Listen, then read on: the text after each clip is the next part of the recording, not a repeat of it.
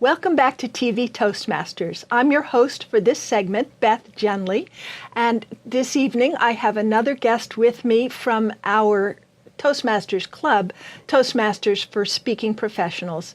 I'll be speaking with Terri Ward. Terri, thank you so much for coming to join us today. It's great to be here. I'm glad you're here. So I understand that you're going to be talking to us about nutrition and children's health today, which is something that I'm also very interested in. It makes such a difference to our children's future. Tell me what pushed you to get interested in this area? Oh gosh, I just have always had a passion for children, and now of course I have a passion for my grandchildren, but they've had some struggles, and we've got autoimmunity with celiac disease and multiple food allergies in the family, and I've just seen such tremendous improvement in them with nutritional therapy that I am just heartbroken when I see other kids suffering and they don't know that that can help. And you know, you see these obese children that aren't, they're unruly or they're unhappy, and it just breaks my heart because I know that chronic disease begins in childhood, usually decades earlier, and we might get into adulthood and think, oh, it's just my genetics, but really there's so much that can be done early to set kids up to have a great future. So I understand that you became a certified, let me see if I can get this right, certified nutritional therapy practitioner, right? A few years ago. So it sounds like your family struggles were part of what pushed you to get into this officially. What have you seen in changes in families since you became a practitioner? Oh gosh, when I look at the future of kids, it's just so sad that this generation has a shorter life expectancy than their parents, and 1 in 3 children are predicted to have diabetes. And so that's just not good. I think the things that really have changed are, you know, kids are stressed and tired, they're overscheduled, and they're poorly fed, mostly overfed but undernourished. I think with, you know, all the processed food and everything, there's... Can you expand on that a little bit? Overfed but undernourished. That might be a new concept to some of the folks watching. Okay, yeah, I think sometimes it comes up as like hidden hunger. So the processed food companies actually have engineers that design food. I can't remember the exact term right now, but so that you want more. It's like so satisfying and you want more, but it's nutritionally void. And so again, you want more because you're just not satiated. And so that's kind of the overfed. And then with, you know, the lack of nutrients in processed food, you're going to be undernourished too. So empty calories is a phrase that pops into my head here. So what you're saying is that they get the calories, but they don't get the vitamins and the fiber and the antioxidants and all the wonderful things that are in food. So I know that parents are hugely overscheduled and busy, and their kids are I don't know, they're just busy, right? And so I know a lot of people that just drive through because they're on their way from school to practice to another practice to get the homework done, and they say their kids won't eat any other way. What would you advise parents who are in that boat? Oh gosh, I think that really it comes down to priorities. You know, I look at my kids and their families and they're just as busy, but they make it a priority to have family dinner because the benefits of having a dinner as a family are so important. You know, it's that connection time with your kids. You know what they're eating, you know you're putting something good on the table, and you get a chance to catch up with them and find out what's going on in their lives and get them unplugged, you know, from everything else. So, you know, sometimes it doesn't work for some families because of the schedule, but the more that you can do that, the better. And I calculated, because, you know, we used to fall in the same trap of, you know, I don't want to cook. Do you want to cook? No. And by the time you drive to a restaurant, order your food, and eat your food and drive back home, you could have had something much, much healthier on the table and clean, you know, thrown in the dishwasher. So it's kind of about finding those quick 20-minute meals and doing it as a family, because kids love to eat what they cook. If you get your kids in the kitchen and helping you cook, they're going to eat it. You'd be surprised. If you just put it in front of them, they're, but, you know, I think parents need to be the role models. That's a great tip. Another thing that I used to do in my family, which was really sneaky, was I would put the veggies out ahead of the rest of dinner. So while the kids were playing, when they were hungry, when they were starting to show up and say, "What's for dinner, Mom?" I'd just have a plate of veggies out. I wouldn't say a word about it, and they just sort of eat them without paying much attention. So like the vegetables were gone, and then we could go to the rest of dinner. So what other tips might you have like that will help families get their kids used to new tastes, and also talk a little bit, if you would, well, I'll ask another question in a minute, but talk about tips for getting kids used to new tastes. I think that the idea is to just make them taste things. So there is something I call taste training. And because our taste buds regenerate every 7 to 10 days, and when you start eating new foods, your tastes actually change. I think you can probably relate that over your lifetime, you might like things that you didn't.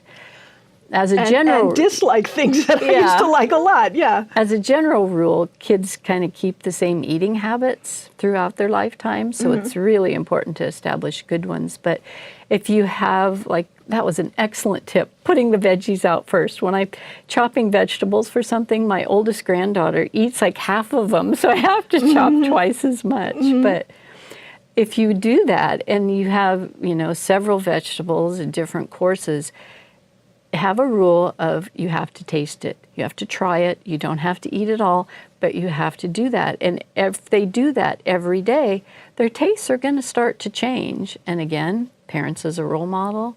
If dad says, "Oh, Brussels sprouts, gross, I'm not eating those," do you expect the kids to eat them? No. So, you know, you really have to taste train yourselves and your spouses sometimes along with them. But you can hide food, you know, like hide beets in brownies or something, but I'm not really a fan of that. In our household, getting my husband on board with the plan of changing our eating to a much more healthy program was a little bit difficult until I got him involved in the Good Food Taster program, which was a thing we invented where he had a puppet that he'd bring to dinner, and the puppet would ask them about what they were eating and ask them how it was and say, "Whoa, what a good food taster you are." And he's such a goof, he's such a ham. He loved doing the puppets. So that was a fun thing. And that brought him on board more because he was able to model it in a really fun way for them. Yeah, it is important to make it fun. And that's part of family dinner time, the connecting and having fun. I love that tip.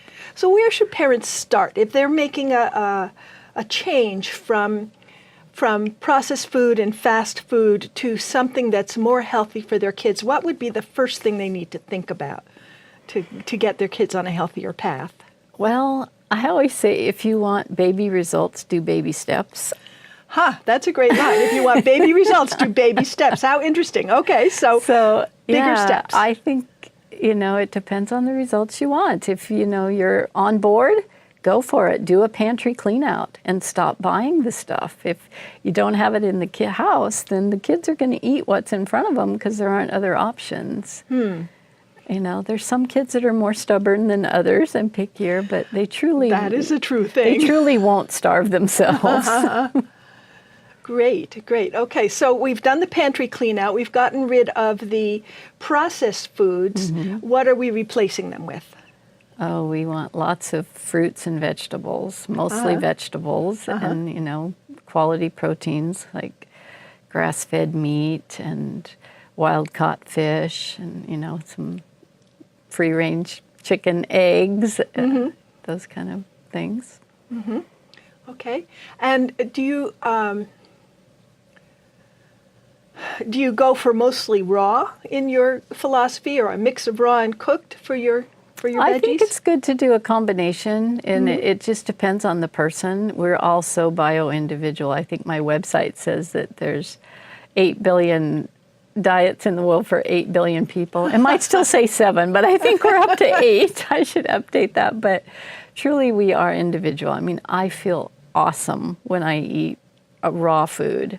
but other people really have a hard time digesting it. And so if, you need to, get your digestion more optimal, then more cooked, but raw preserves a lot more of the nutrients for the most part. So, okay, it's easier with small children. Raw, they can just eat it in their kids hands. love finger food. Yes, yeah, definitely. Well, how would one find more information about your website and what you do? Get in contact with you, maybe. Okay. Well, the name of my company is Terri Ward Nutrition and Wellness, and I'm at terriward.com. And that's Terri. Yes. Okay. It is. And I'm on Facebook. I think that's Facebook/Terri Ward Nutrition. Terri Ward Nutrition on Facebook. I love Facebook personally. I know not everybody does, but I think that's a wonderful way to connect with people and answer questions and share information. Definitely.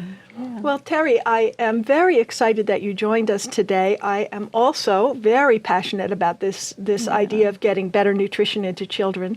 So thank you so much for joining us on the show. And thank you, all of you, for joining us on TV Toastmasters. This is Beth Genley, your host. Looking forward to seeing you again next time.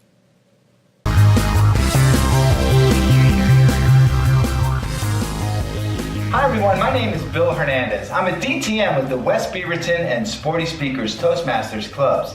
I have over 40 years experience in the world of video production, and I would like to invite you to attend my breakout session, How to Present Your Best Self on Camera. You will learn valuable tips on how to present your best self on camera. You will also learn how to leverage these tips, whether you're into video blogging or webcasting.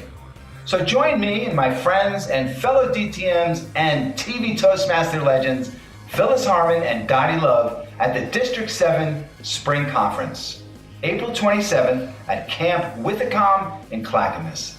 For more information, go to the d7toastmasters.org website. Hope to see you there.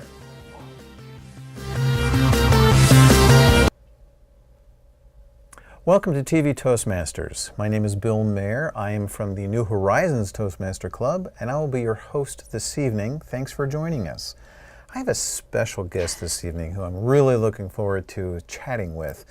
My guest is Carol Gardner. She's an author, a serial entrepreneur, a dog enthusiast, and a purveyor of wisdom. 2 of the 13 books that Carol has written are authored Bumper Sticker Wisdom and Zelda Wisdom. I'm looking forward to some wisdom this evening.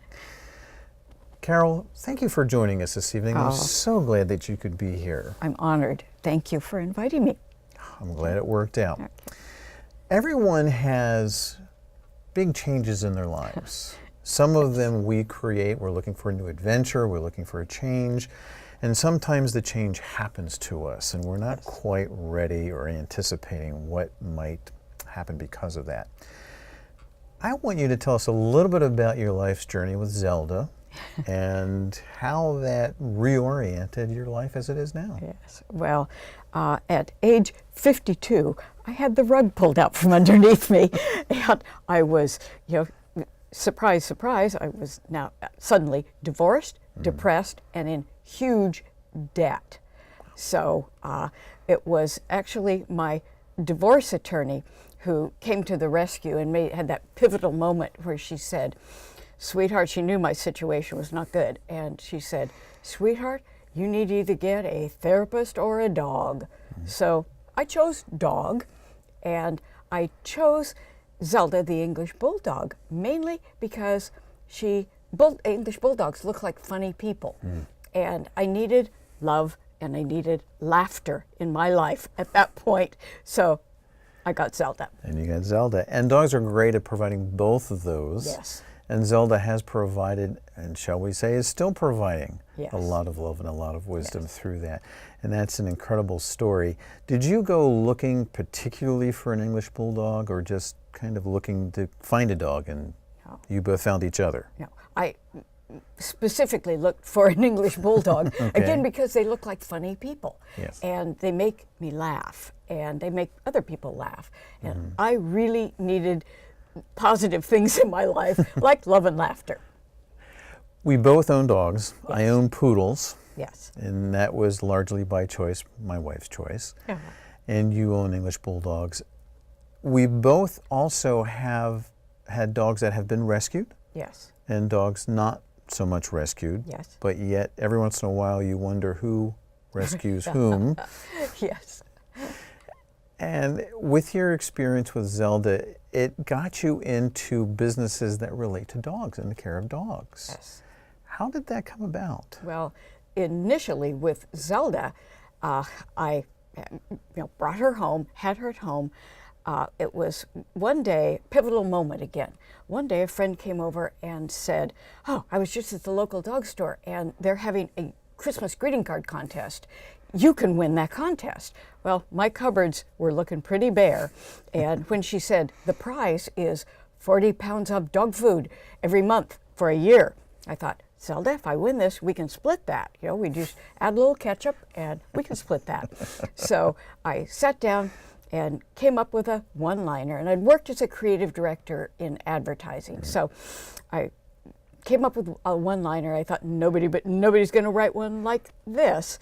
Put Zelda in a bathtub, borrowed a Santa hat, put the bubble bath in, and then put the bubbles around her face because I couldn't even afford the beard.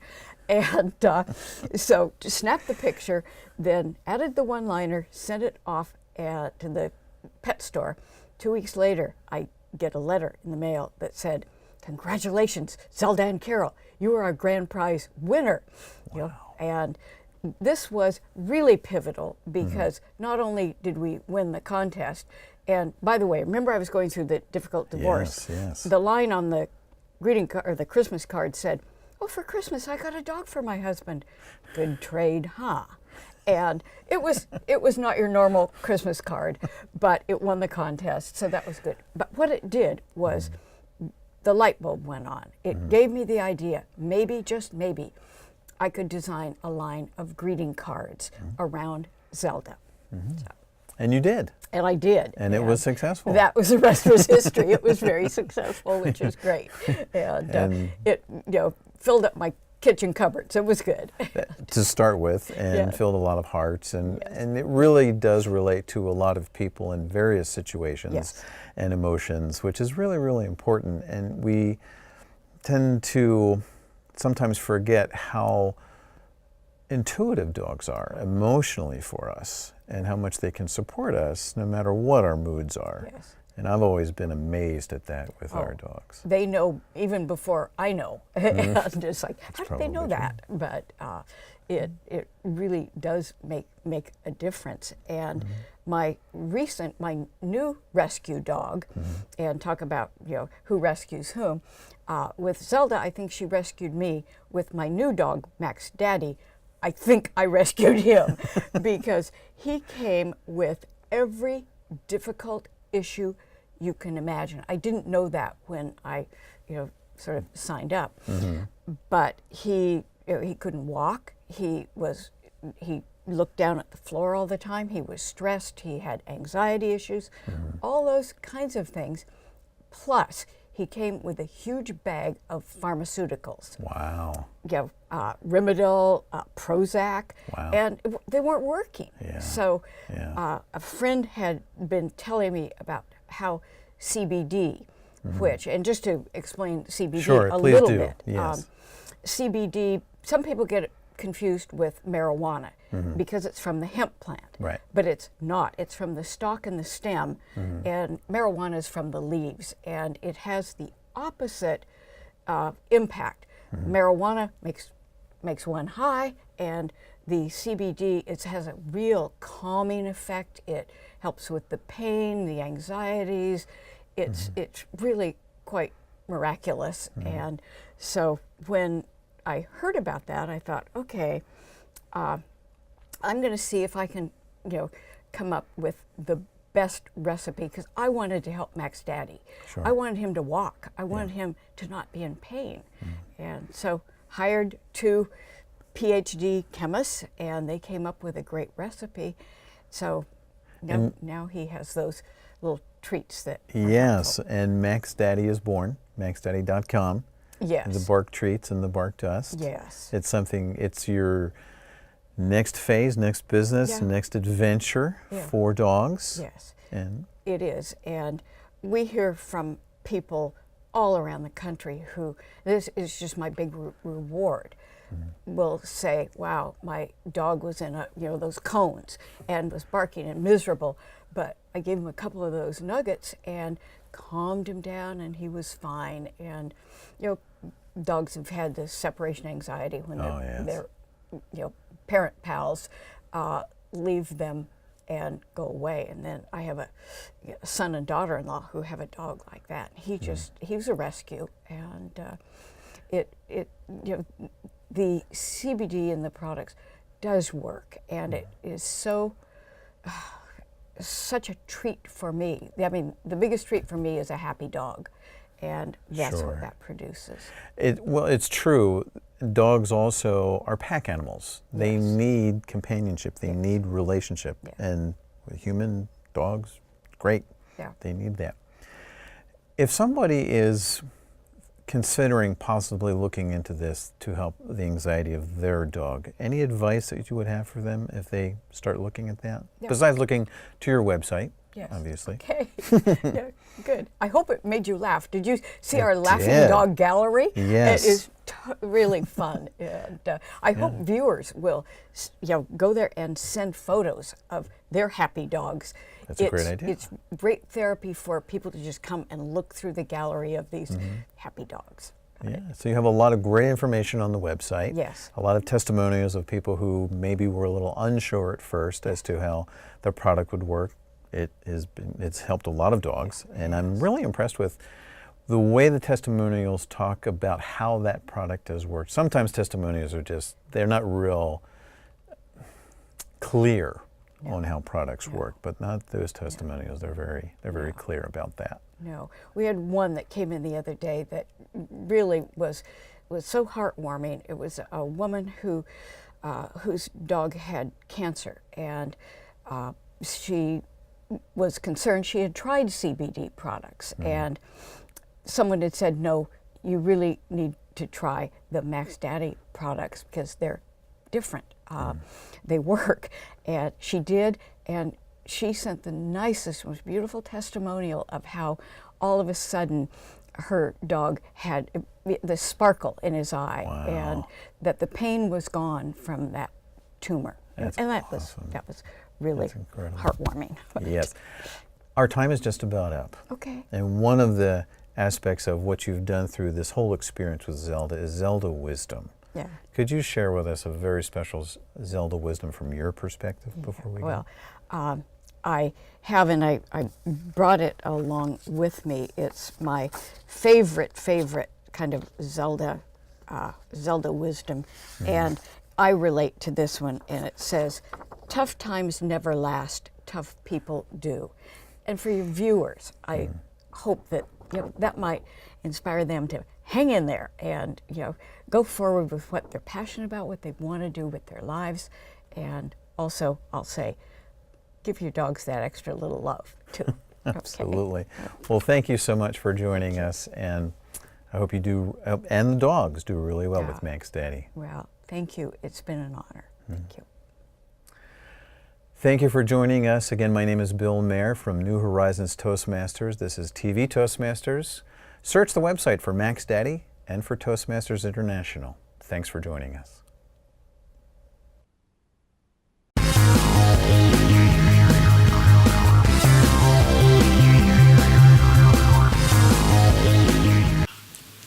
Hello, I'm Lisa Steindorf, and I'd like to invite you to attend my session, 3 Keys to Better Results, The Art of Direct Communication. When you attend this workshop, you will learn the real secret to how communication works. You'll learn easy tools to make it work best in any situation, and also you'll learn how to avoid and deal with conflict if it does arise. So you'll find ways to hear better, to be heard better, and generally to feel better when communicating with others. So please do join me at Unleashed Potential, the District 7 Spring Conference on April 27th at Camp Withycombe, Clackamas. For more information about the conference, go to d7toastmasters.org.